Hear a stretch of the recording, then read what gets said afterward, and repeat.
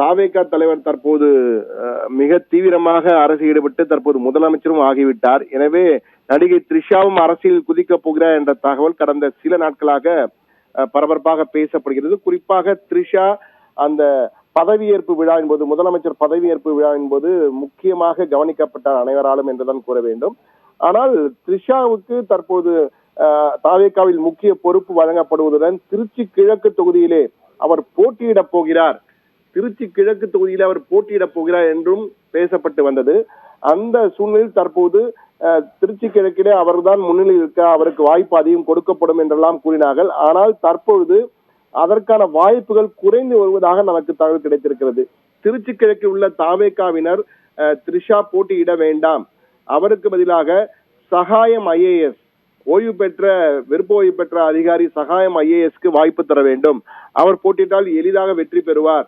அது மட்டுமல்ல, அவர் தாவேகா அரசில் இணைவது மிக மிக முக்கியம், ஊழலற்ற நேர்மையான நிர்வாகத்தை தருவதற்கு சகாயம் போன்ற நேர்மையான IASகள் மிக மிக முக்கியம் என்ற கருத்து முன்வைக்கப்படுகிறது.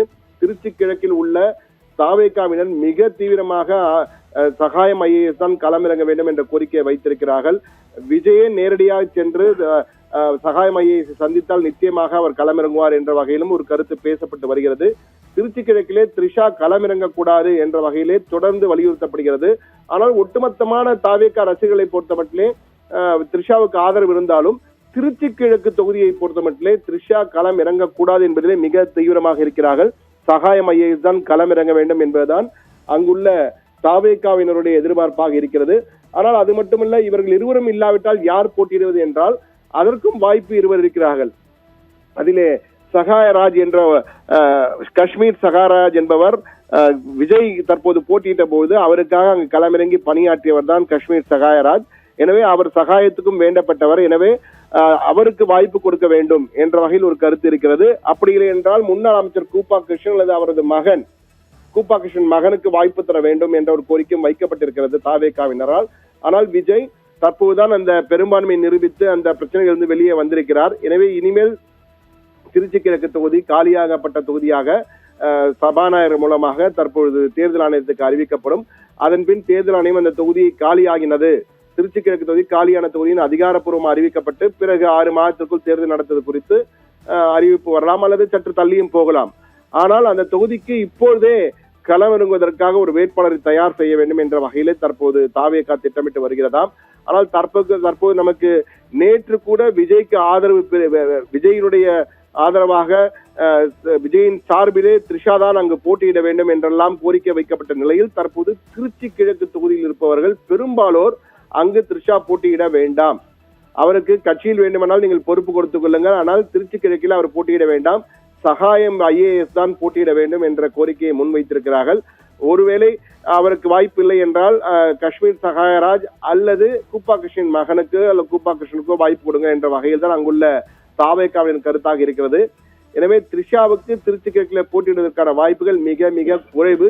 ஆனால் த்ரிஷாவுக்கு கட்சியிலே மிக முக்கியமான ஒரு பதவி, கோபேசா என்று அழைக்கப்பட்ட கொள்கை பரப்பு செயலாளர் போன்ற ஒரு முக்கியமான பதவி கொடுக்கப்படலாம் என்ற வகையிலே அதிகார வட்டத்திலே ஒரு முக்கியமான பொறுப்பு கட்சியின் சார்பிலே கொடுக்கப்படும் என்ற கட்சிக்குள்ளே கொடுக்கப்படும் என்ற வகையிலும் ஒரு கருத்து முன்வைக்கப்பட்டு வருகிறது. ஆனால் முதலமைச்சரும் தாவேகா தலைவருமான விஜய் தான் இதை குறித்த உரிய முடிவெடுக்க போகிறார். ஓரிரு நாட்களில் த்ரிஷா தொடர்பாக ஒரு முக்கிய அறிவிப்பு வெளியாகிறது. அது அரசியல் தொடர்பான அறிவிப்பா, என்ன வகையான அறிவிப்பு என்பதை அப்போது அந்த அறிவிப்பு வரும்போதுதான் நமக்கு முழுமையாக தெரிய வரும். ஆனால் த்ரிஷா கட்சிக்குள் முக்கியத்துவம் பெறுகிறார் என்பது மட்டும் தற்போது வெளிவந்திருக்கிறது. ஆனால் திருச்சி கிழக்கு தொகுதியிலே சகாயம் IAS போட்டியிடுவதற்கான வாய்ப்புகள் அதிகம்.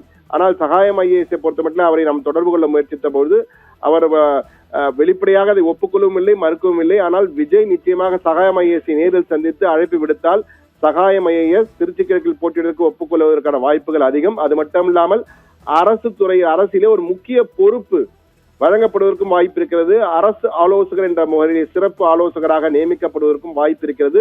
இன்னும் ஓரிரு தினங்களில் விஜய் சகாயம் IAS நேரில் சந்தித்து பேசுவதற்கான வாய்ப்பு இருப்பதாகவும் நமக்கு தகவல்கள் தெரிவிக்கின்றன. எது எப்படி இருப்பினும் நடிகை த்ரிஷா முக்கியத்துவம் பெற்று வருகிறார். ஆனால் சகாயம் IAS ஆட்சியில் மட்டுமல்ல அரசு அமைப்பின் நிர்வாகத்திலும் இடம்பெற வேண்டும் என்பதுதான் பெரும்பாலோரின் கோரிக்கையாக எதிரொலிக்கிறது. ராதிகா.